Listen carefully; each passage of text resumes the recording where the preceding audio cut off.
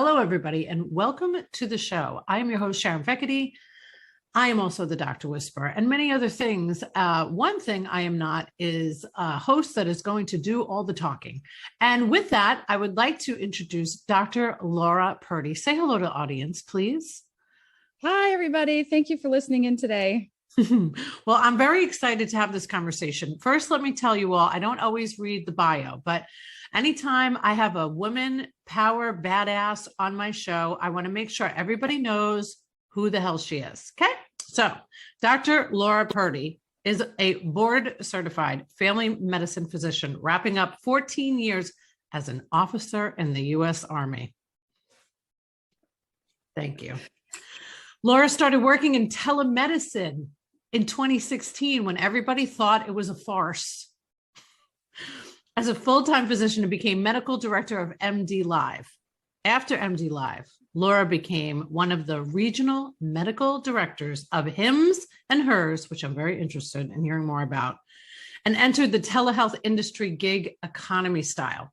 Laura's worked for dozens of virtual health companies across the industry and consults and co-founded two telehealth companies, and just a plain old badass. So we're going to talk about the business of medicine. There's going to be no mansplaining here today. And if you are a man listening, I hope you hear this loud and clear.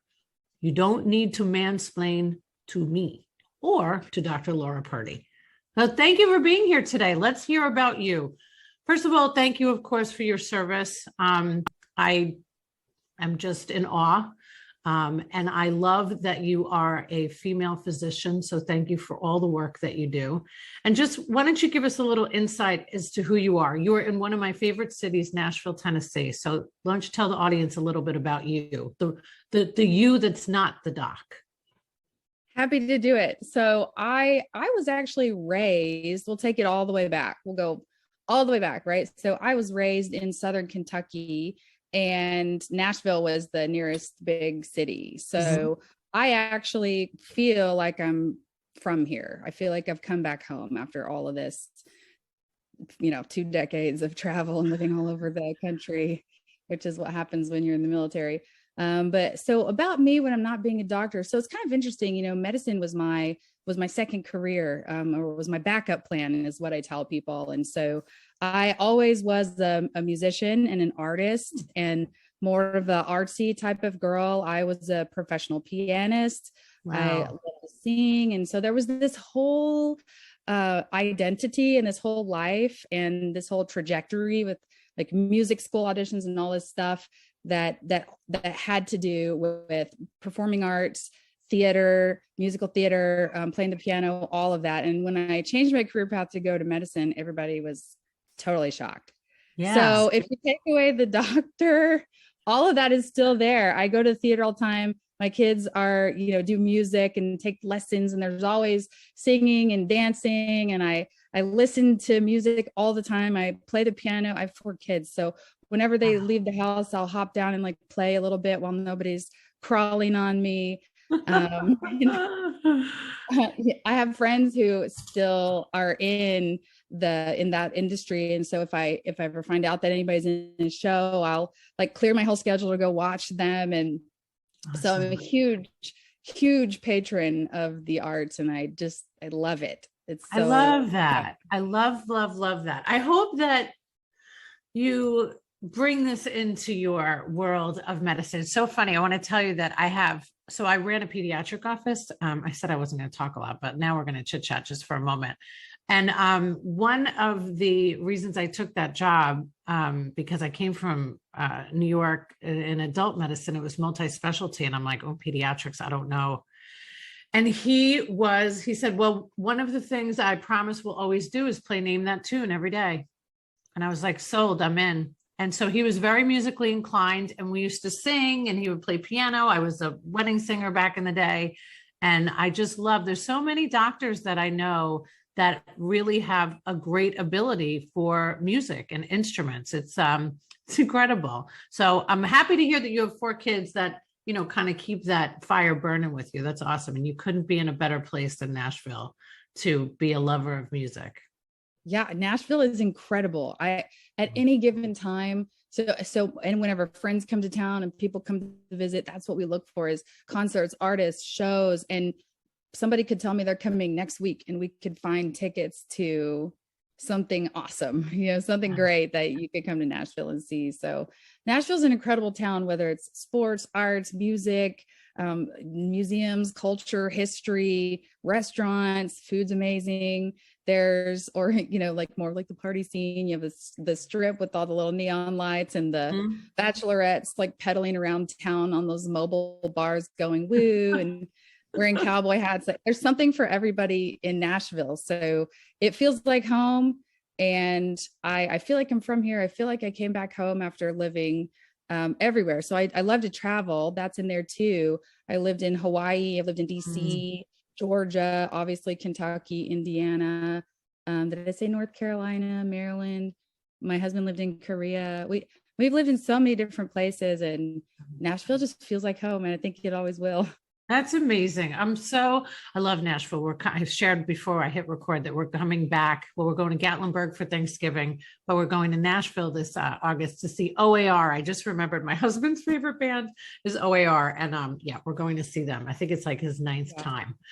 But anyway, so let's talk about the business of medicine for just a moment. Not that I prefer to talk about music, but sometimes when you're in the healthcare industry, it is exciting to talk about other things sometimes. But I do really have a great appreciation for what you're doing. I work with a doctor in Bradenton that has also been doing telepsychiatry for many, many years before anybody realized how this was going to be the kind of new way that we did medicine. And I remember I started working with him before the pandemic, and he really had a hard time with encouraging people that this was not a farce, that he was a real doctor practicing real medicine. He was just innovating in a way that he how do you say foresee in past tense? Foresaw? I don't know. You know what I'm trying to say. Had foreseen? I don't know. There you go. Look, if I'm stumping a doctor, I don't feel so silly. But I really think that it's an amazing way. So you were in the military as a full-time physician and then became director of MDLIVE. So tell me a little bit about that. Yeah, so great question. And I can see how that would sound insane and entirely undoable. But I was a hospitalist. So I did several jobs in the military. Every 2 to 3 years, typically you change geographic locations and or jobs, or sometimes both. And so I had a geographic location and a job change from North Carolina to Tennessee to Fort Campbell, which is in northern Tennessee. It's like an hour north of Nashville. So I was a hospitalist, and the way that it works as a hospitalist, if you're not in the military, is 7 on, 7 off, 7 on, 7 off. In the military, you'll chuckle at this. Grown adults not allowed to have more than 4 days off in a row because that's not proper accountability. So our schedule was a very fun and encouraging and energy instilling 4 on, 4 off, 3 on, 3 off, alternating days and nights. Wow. It was wild. So anyways, I had 2 weeks a month that I essentially wasn't working, where, because those were my days off. And I, like a lot of female physician entrepreneurs, I don't idle well. And so I said, well, what am I going to do? What am I going to do in this off time? And I had a colleague who was working at MDLIVE. He said, you should apply. They take military people. At that time, it was really okay to have a single license, which we could talk about that. But in the individual business of medicine, like if I, as a physician going into telehealth, want to be a marketable business myself, like an asset, I need to have a lot of licenses. But at that time, I only had one. So they took me, and it was phone and video consults. And on my off days or on maternity leave, I had a child during that time too. I would just crank out these calls, 40 or 50 a day. It was nuts. And I doubled my salary pretty quickly, just working on my off days. Not actually like equaled, but literally doubled. Amazing. My military salary, working technically part-time, with, by that time, probably 5 or 6 state licenses. And so, and at that time, MDLIVE was growing, and they were looking at doing FTEs. and my workload that I was pulling on my days off. And it was actually right after maternity leave. I worked so much, which probably wouldn't surprise you after you talked to me for 5 minutes. Like, yeah, you seem like somebody who'd work like a dog on maternity leave, but you know, what are you going to do? The baby sleeps all the time. So they said, hey, we want to do a pilot program. You're already working full-time hours. How about if we, do you want to try it? And I'm going to give a shout out to my girlfriend, whose name is Alicia, another female entrepreneur. She's not a physician, but she is just an incredible medical operator. And she understood the value. And I think this is important to talk about in the business of medicine, understanding the value that people on your team can actually possess, and being able to see what they could do and instilling that confidence in them, but also not having expectations. So she said to me, I think you can do this. You're already doing this. Let's give it a try. And if it doesn't work, we will immediately move you back to 1099, no harm, no foul. Like, that you can't lose here, because we're going to take care of you no matter what. And so shout out to my excellent good friend, Alicia, for, for having that confidence in me. So I'm going to have her listen to this, because that was important.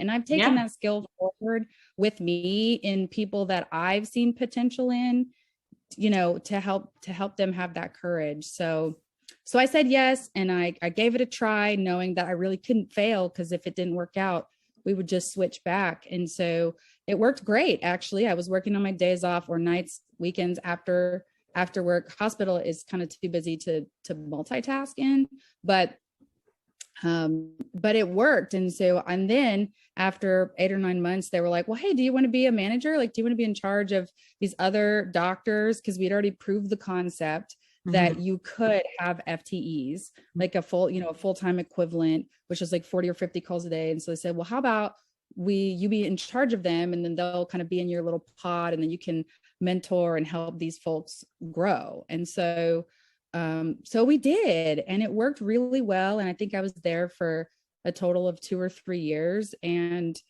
it was phenomenal. And it was an excellent introduction to kind of, I'll say, old school telehealth, because this is before COVID, and there's been a lot of innovation that's happened over the last like 6 or 7 years, but especially since the pandemic. But that was like my introduction into old school telemedicine. Wow. So, it's so fascinating listening to you say you have 4 kids. I do have 4 kids, and the oldest is 8. Wow. Okay. I have one stepson that just turned 18, and I'm like really proud that I did that 50% of the time. I just can't even imagine, and being a business owner and all that goes with it. So what a great opportunity to be able to be pregnant or be on maternity leave, to just have a child, to not want to leave the child, to continue breastfeeding. I mean, I remember when the docs at my last practice that I ran, were having babies, and I would feel so bad because they felt this horrible, oh my God, I'm going to be detached from my child, and they would be pumping in the office. And I'm like, there's got to be a better way. And this was certainly a better way, right? I mean, it's terrible. So I did that. My first 2. So I had all 4 of my kids while I was in the military. Wow. And the first one was my last year of residency.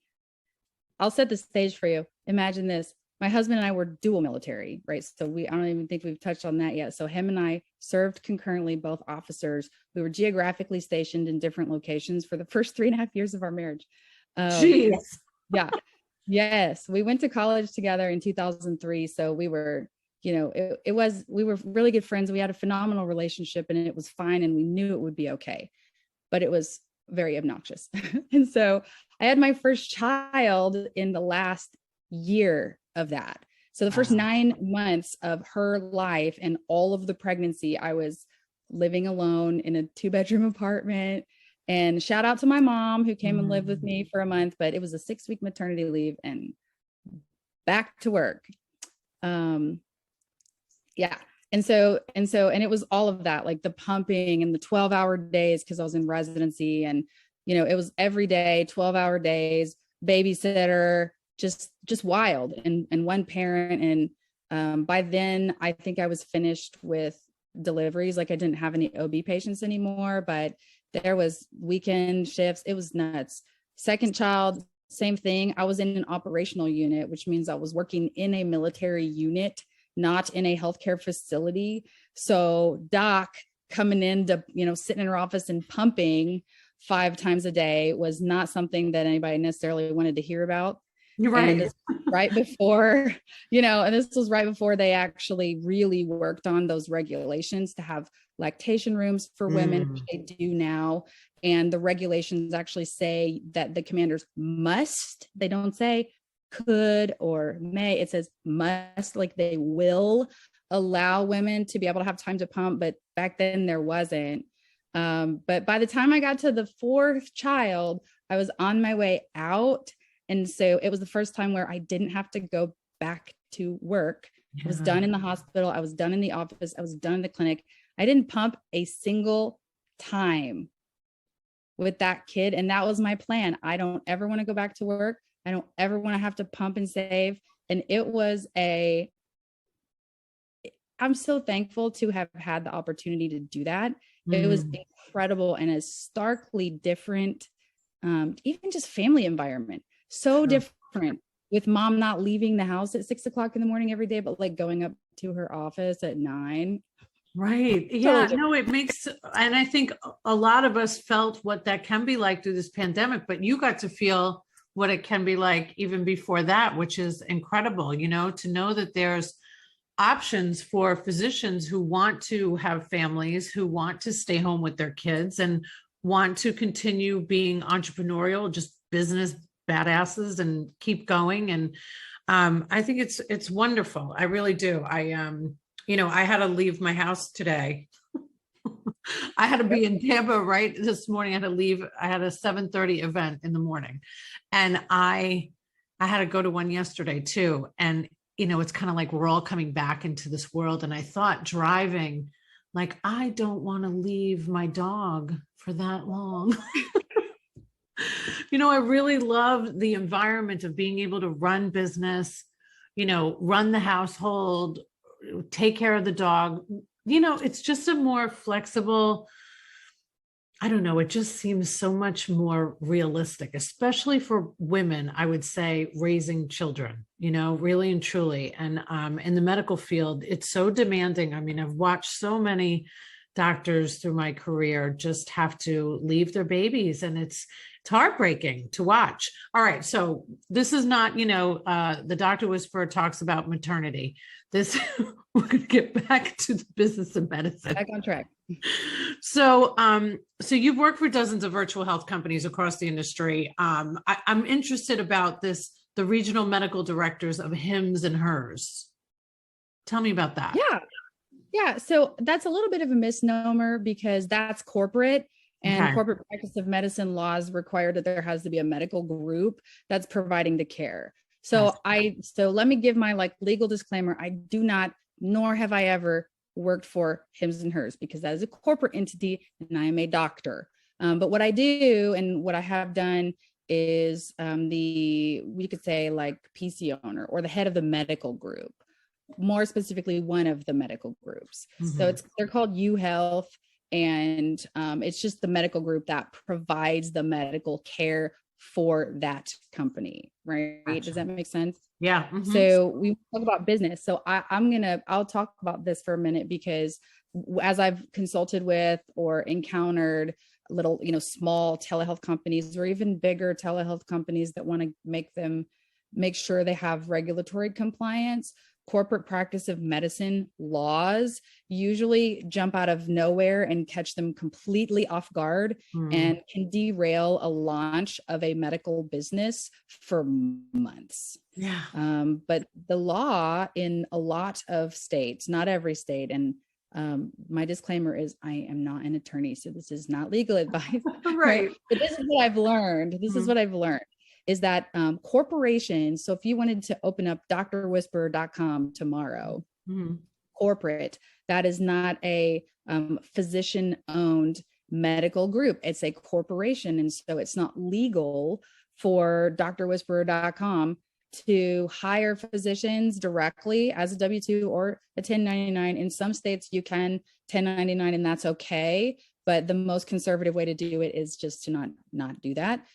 You have to either create or you have to have a MSA, like a management services agreement, or become the management services organization for a medical group. A lot of companies choose to create their own, find a doctor that they want to be at the head of it. But there are medical groups out there that will contract for you and just provide all the services.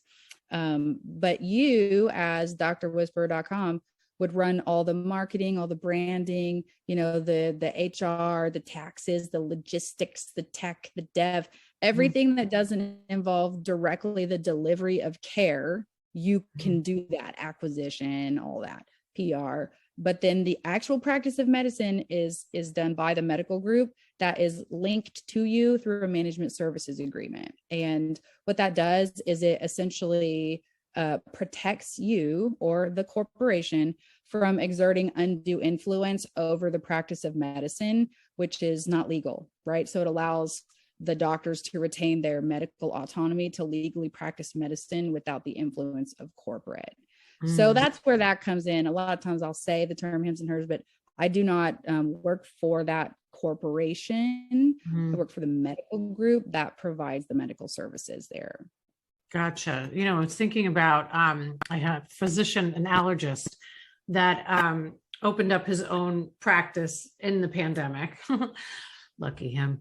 But he wanted to do majority telehealth. And he was in school at the time as well, getting his MBA in entrepreneurship and business. So, that's a good thing and a bad thing for somebody like me, because I'm like, it's very difficult to run a business and run everything else, see patients, hire, staffing, right? All of that. That's why we hire experts. But I'm thinking about his situation in particular.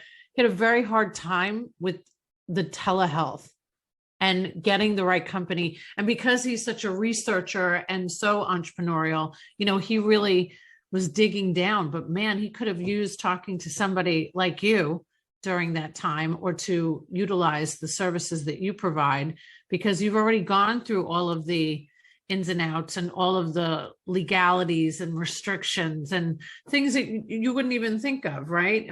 In terms of opening up a telehealth practice. Yeah, you nailed it on the head. So that brings me up to another important tenet of the business of telemedicine, right? Is that a lot of companies will find, I would say, notable, reputable consultants to try to work for them, or even medical directors or chief medical officers that come from somewhere prestigious in the brick and mortar. Like I live in Nashville, so maybe somebody who was chief of something at Vanderbilt or Centennial, because in the brick and mortar world, a nice resume and, notable institutions says something, but there is actually little to no overlap in the operations of the practice of the actual medicine, and the patient care and the delivery doesn't change. How to practice medicine is the exact same. The standards of care and the gold standards of treatment and how we arrive at treatment, the practice of medicine doesn't change, but the operations and from the business standpoint of how you execute that function is entirely different. And a good consultant or a bad consultant can really empower or completely destroy a telehealth company. Oh my God, totally.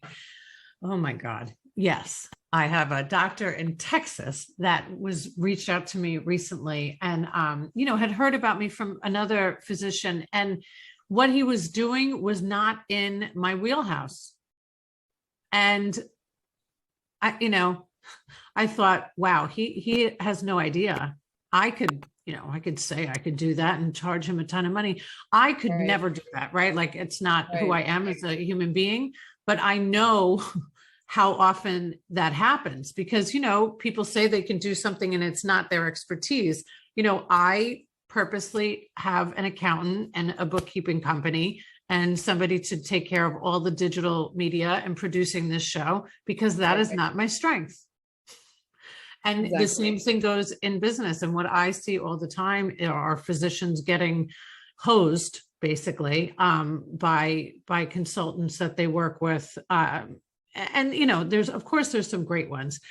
I just think that everybody has to do their research. And just like everything else, just like how most people get to a physician, when you ask somebody, who's a great primary care doc that I should go to, you're going to go to people you trust and your family and your friends, word of mouth, so it's really, really important that you align with the right people, because your circle of trust in business is really everything in my world.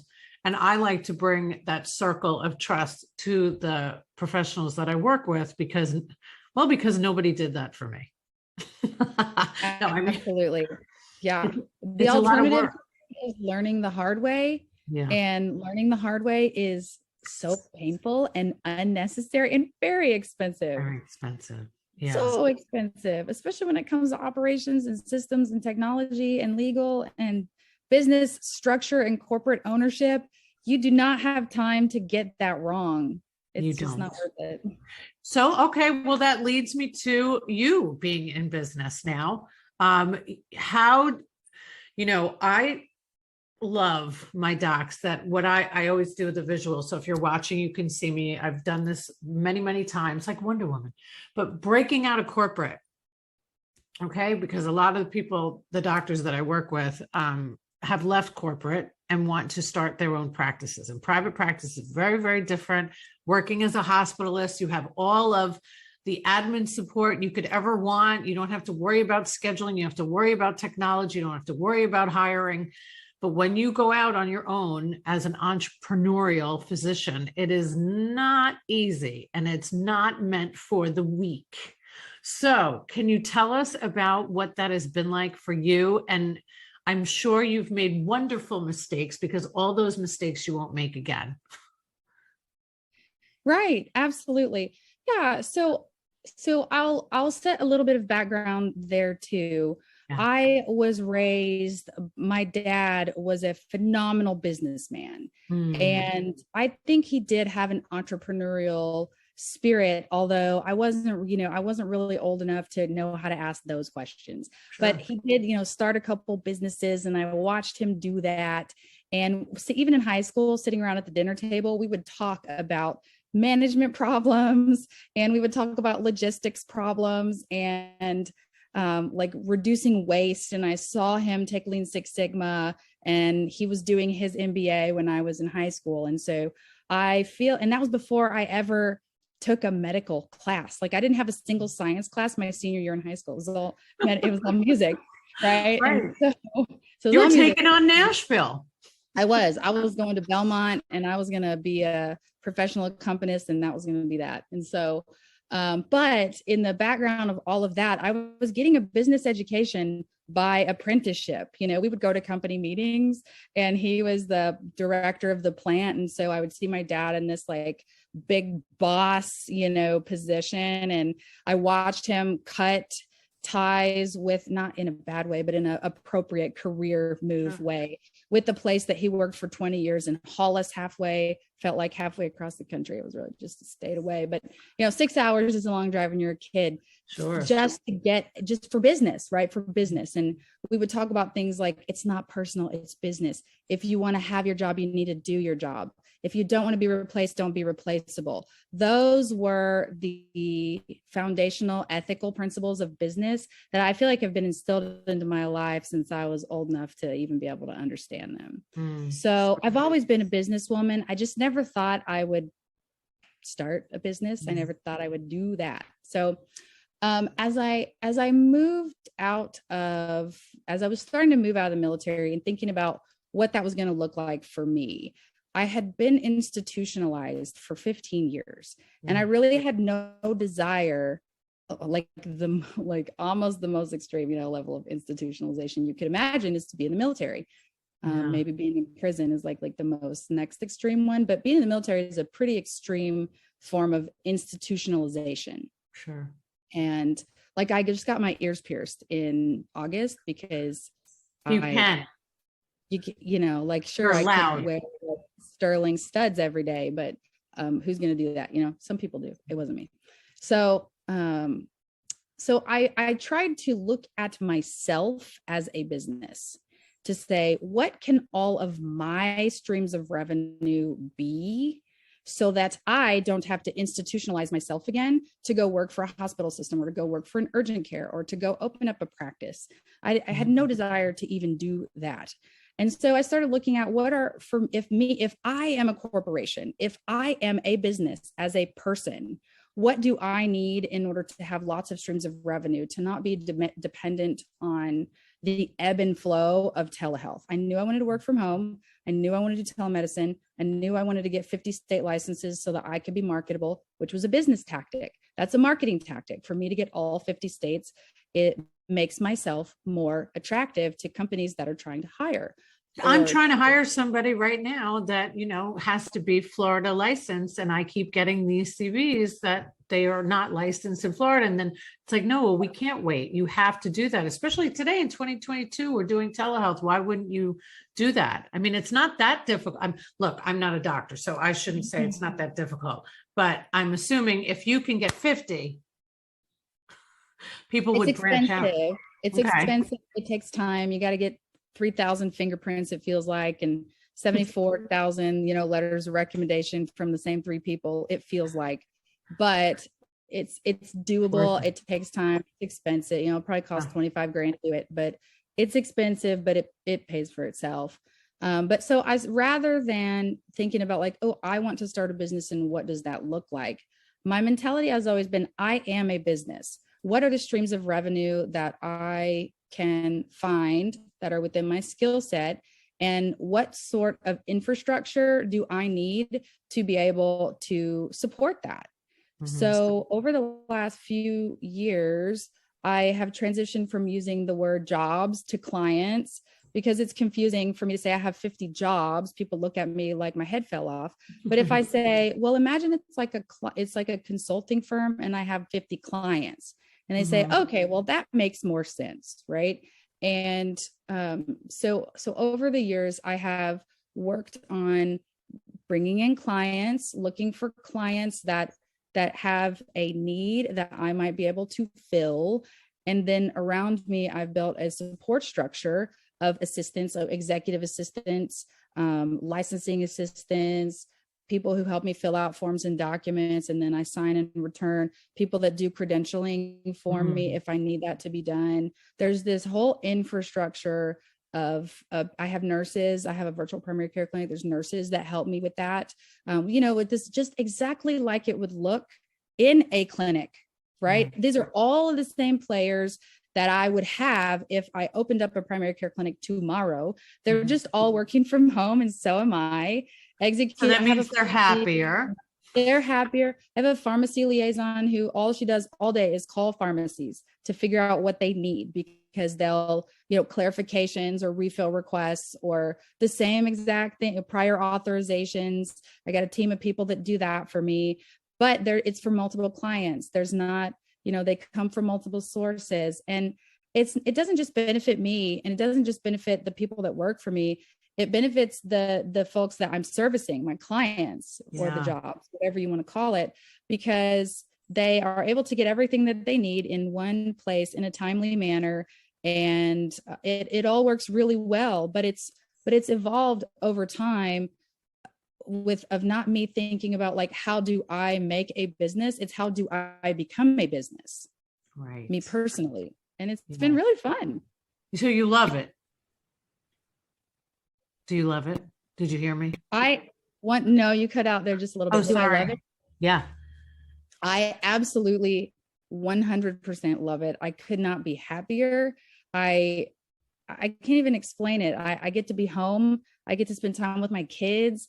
We get to do whatever. Like, we're going on a field trip on Monday to the science of candy making at the museum in town. And I can just do it. I can walk away. I don't have to ask. I don't have to, request my commander 3 weeks in advance to sign a form that lets me not be at work that day, and then sweat for 5 days while I wonder if they're going to approve it. Right.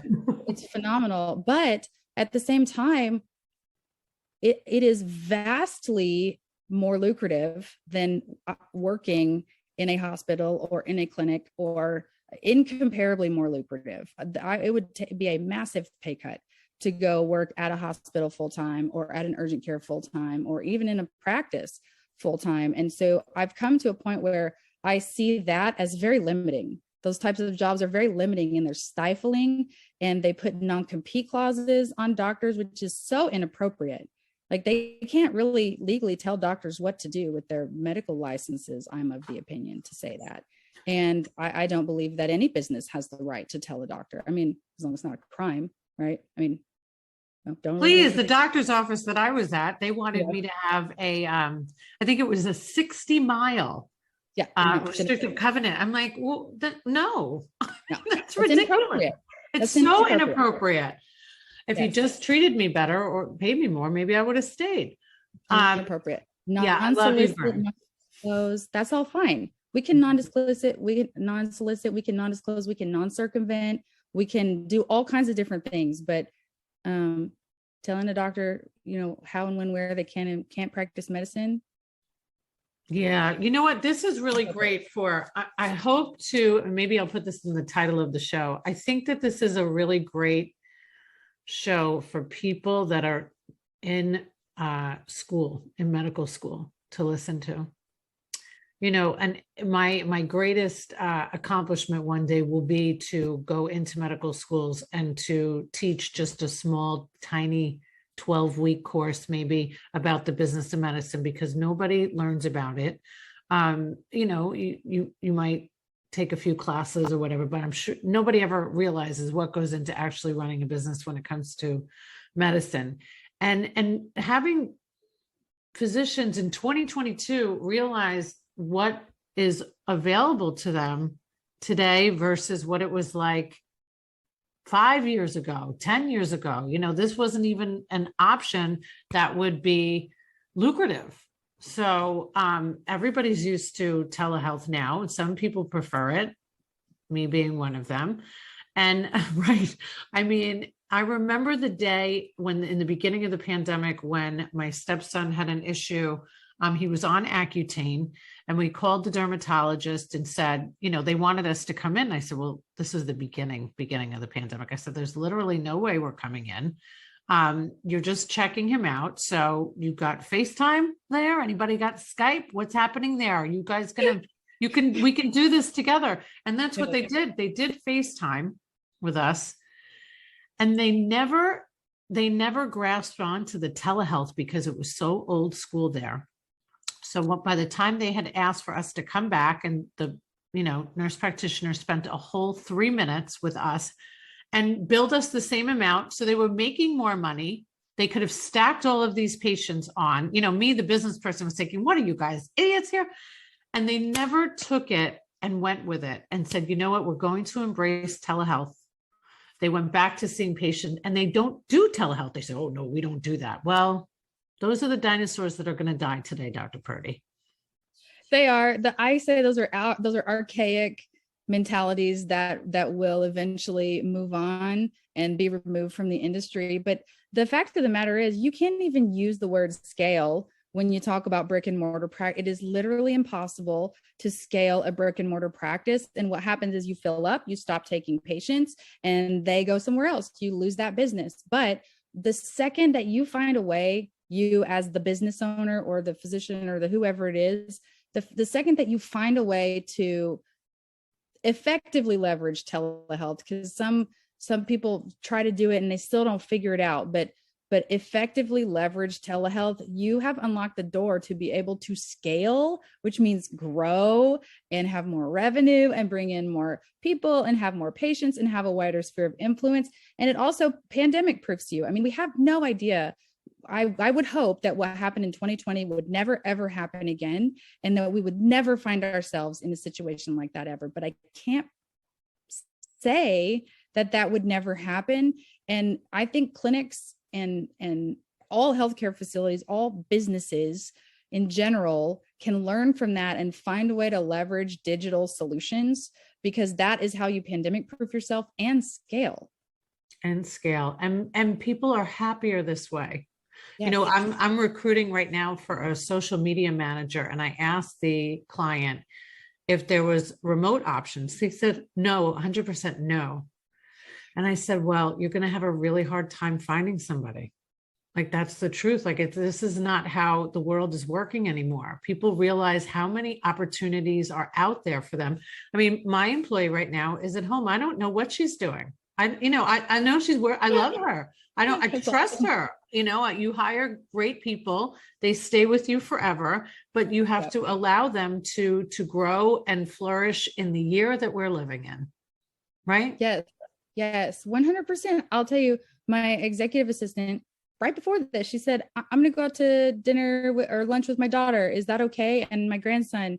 And don't worry, I'll be back right after and I'll be, chipping away. And I said, sure, please Oh, go have lunch with your daughter and your grandson. That sounds fantastic.